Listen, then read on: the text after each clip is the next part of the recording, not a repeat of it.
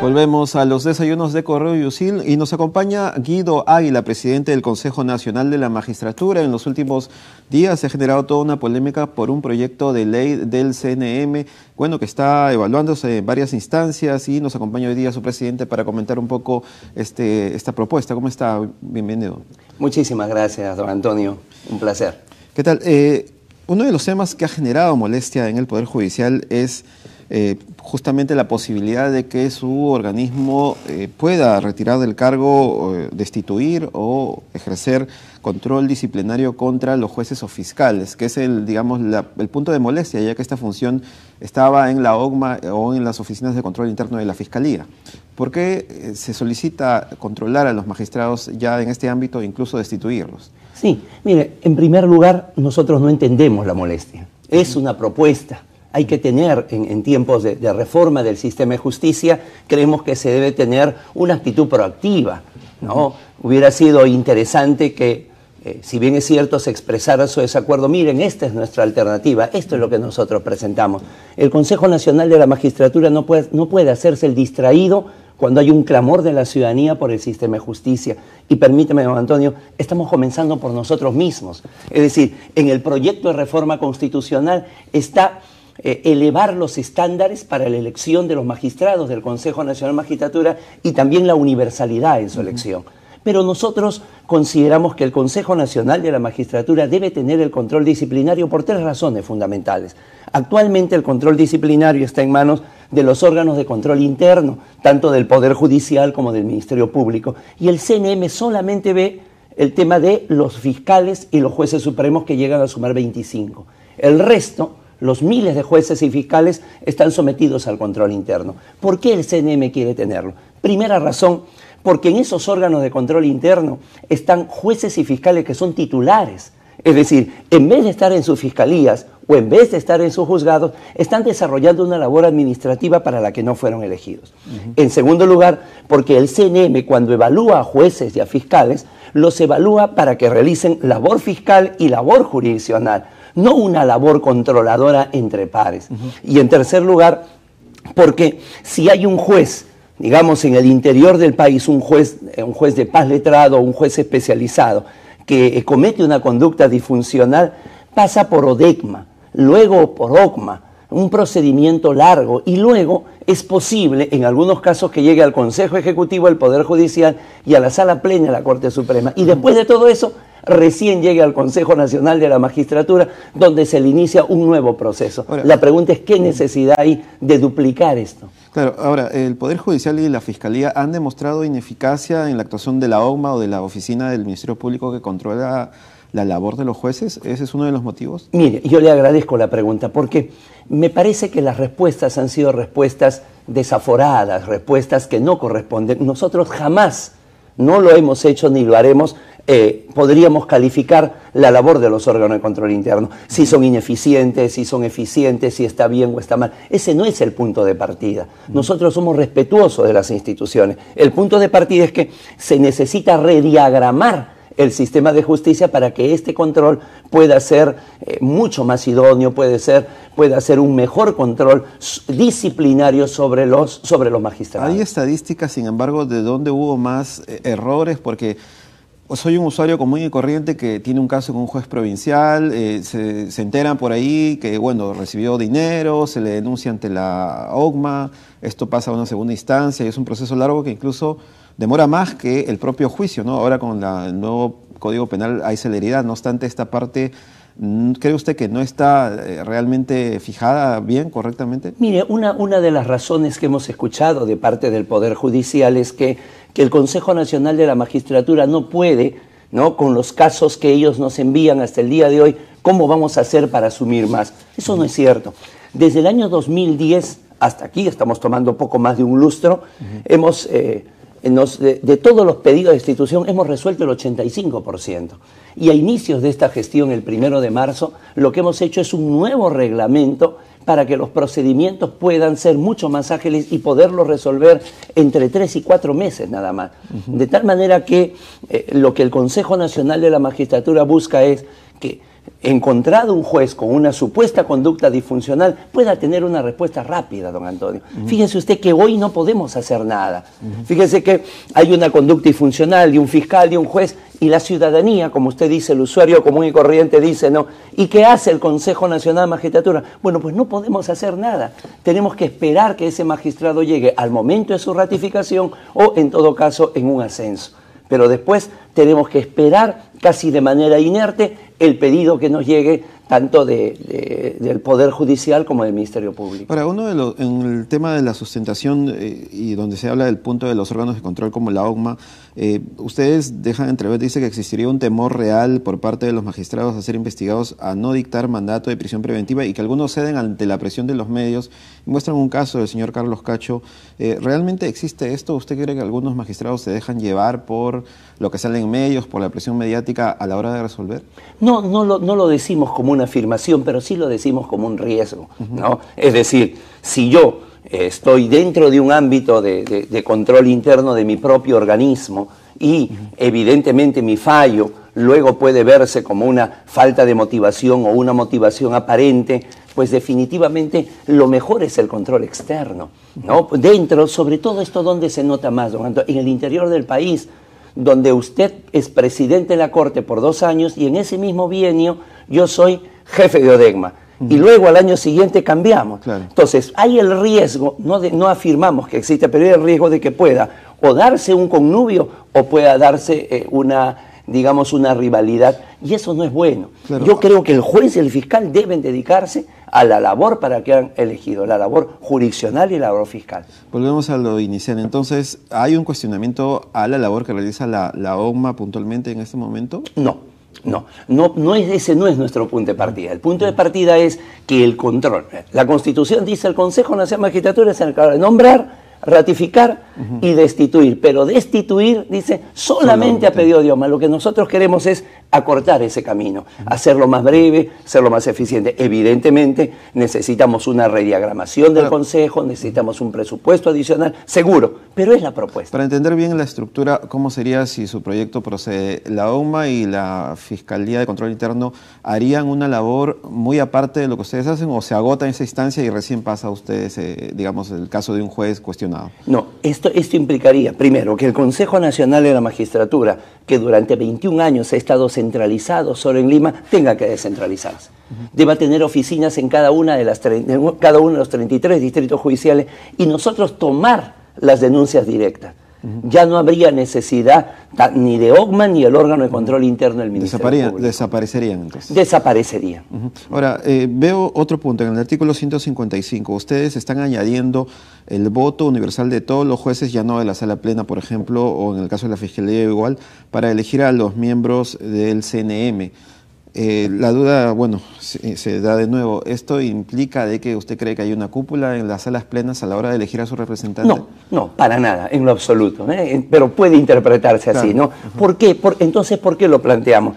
Porque ha habido una letanía que se ha venido repitiendo en el último año acerca de la falta de idoneidad de quienes conformamos el Consejo Nacional de la Magistratura. Nosotros deploramos esto, pero sin embargo somos conscientes de que es bueno 2 cosas: reducir el margen de error en la elección de los magistrados y segundo, que lleguen las personas más idóneas. Por ello planteamos primero la universalidad, pero la universalidad ¿por qué? Para que el juez y el fiscal digan, oiga, yo tengo un representante en el Consejo Nacional de Magistratura, yo participé en su elección. Fíjese usted que mientras más eligen, el elegido tiene más responsabilidad, tiene más gente a quien dar cuenta, ¿no? Y sin embargo no es solamente la universalidad, sino también la verticalidad en el sentido de que se le va a exigir el máximo grado académico, que es el grado de doctor, en el sentido de que se le exige por lo menos un lustro de experiencia en la gestión pública y una hoja de vida intachable. ¿No se necesita modificar la Constitución en el entendido de que esta defiende la autonomía del Poder Judicial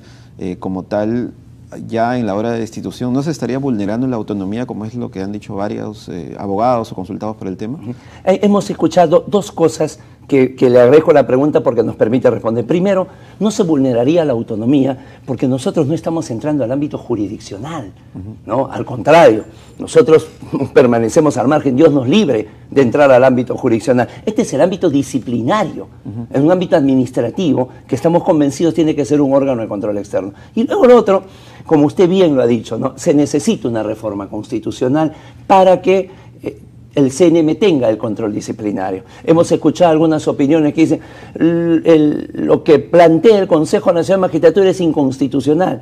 Es un absurdo, porque justamente al no estar en la Constitución, lo que nosotros estamos planteando es una reforma constitucional. No puede haber un plan de reforma constitucional que sea inconstitucional, un absurdo. Ahora, vi hoy día en El Comercio, en una entrevista, donde usted habla también de la posibilidad de nombrar a los procuradores del Estado. No sé si es parte de este proyecto o cómo surgió esta idea, porque bueno, ahora el mismo presidente Pedro Pablo Kuczynski habla de darle autonomía a la defensa del Estado, pero de alguna manera que no haya ningún tipo de interferencia de ningún tipo a nivel judicial o a nivel de otra instancia. ¿Ustedes proponen esto? No, esta propuesta es una consulta que realizó la Comisión de Constitución con documento fechado el 31 de agosto y que nosotros a los 6 días calendarios respondimos, ¿no? Esta no es una iniciativa del Consejo. Esto es importante porque a veces hay titulares que dicen el Consejo Nacional de Magistratura quiere copar el poder. Mal haríamos porque somos un ente transitorio en su conformación.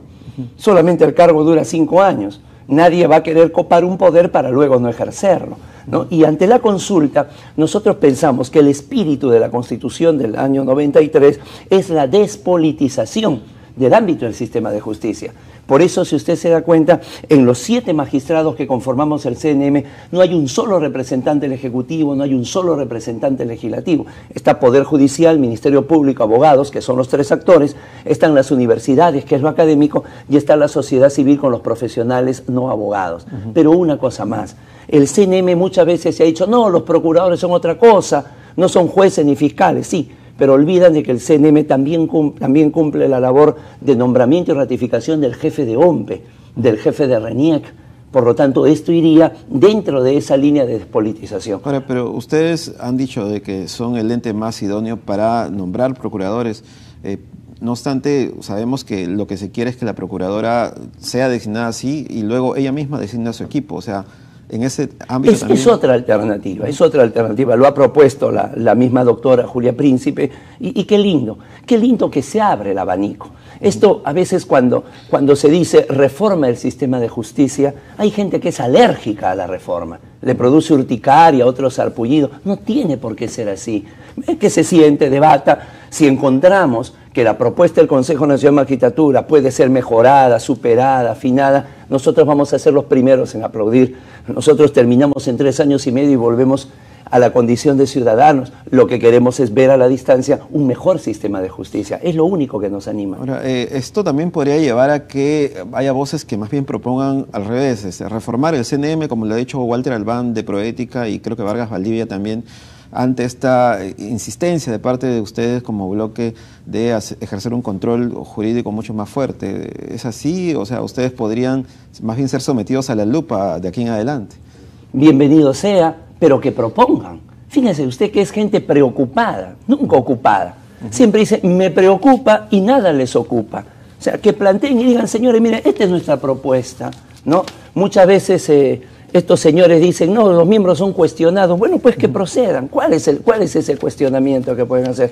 Cuestionamiento a una labor donde por primera vez el CNM está descentralizado, se ha reunido con facultades de derecho, se ha reunido con abogados, con Poder Judicial, Ministerio Público. Estamos en una labor intensa. Nosotros, si alguien quiere reformar el CNM, bienvenido sea. Si es para mejor, no van a obtener en nosotros una respuesta de resistencia, digamos. Lo único que pedimos es que se haga dentro del marco de la legalidad y la constitucionalidad. Yo recuerdo que periodísticamente hice una indagación hace varios años sobre el CNM y las famosas resoluciones motivadas que recibían, no sé si sigue así este procedimiento para ver ciertos casos, y los abogados o los grupos enviaban sugerencias incluso de resoluciones a la CNM. ¿Esto ha cambiado? Totalmente. Nosotros no aceptamos esa práctica, ¿no? La deploramos y la desterramos. nosotros tenemos un impecable equipo técnico. Es un orgullo nosotros tener el gabinete de asesores, de administrativos, de funcionarios que tenemos. Yo le garantizo la total autonomía respecto de esto. Es cierto, puede ser que el Consejo en 21 años haya tenido altibajos, haya tenido algunas prácticas que no son las adecuadas, pero yo les invito a mirar el presente. Esta es una labor intensa. Esta entrevista que aparece en El Comercio fue dada el día de ayer. Nosotros no tenemos un calendario para ver qué día se trabaja. Trabajamos de manera incesante para una mejor institución. ¿Cuál es la expectativa que tienen sobre este proyecto y qué otros bloques o quiénes los están respaldando? ¿No espera además que se debate y se apruebe? Sí, todavía no tenemos ningún respaldo expreso. A nosotros lo que nos interesaría es el debate, es decir, que venga otra propuesta. Lo que no podemos hacer, creo yo, don Antonio, es quedarnos y decir que se queden las cosas tal como están. No podemos hacer. No hemos tenido hasta el día de hoy, ya pasó una semana, y no hemos tenido hasta el día de hoy una respuesta que nos diga, mira, contra ese planteamiento nosotros planteamos esto. ¿No? Hemos salido el día viernes, hemos leído, por ejemplo, el comunicado de la Junta de Fiscales Supremos, donde nos exhortan a mejorar nuestro sistema de selección y nombramiento de fiscales.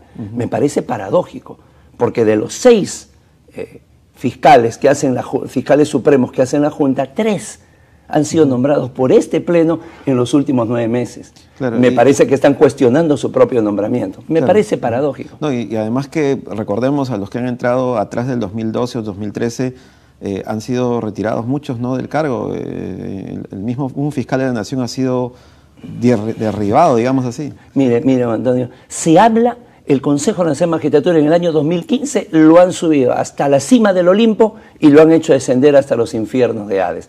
Éramos la reserva moral del país cuando destituimos al ex fiscal de la Nación, Ramos Heredia. De eso nadie dice nada, ahí no faltaba idoneidad, no. Y luego, por algún tema que siempre pasa por el interés de nombramiento de supremos, este pleno ha nombrado 6 supremos, Antonio. 3 jueces supremos y 3 fiscales supremos. ¿No? Entonces, sobre eso hay muchos intereses y sobre eso pues se inventan estos cuestionamientos de gente que, como digo, no siempre anda preocupada, pero nunca ocupada. Listo, don Guido Águila, gracias por estar con nosotros y vamos a estar a la expectativa de qué pasa con esta propuesta del CNM. A usted, muchísimas gracias por la oportunidad. Un abrazo. Bien, vamos a una pausa y volvemos en los desayunos de Correo Yusil.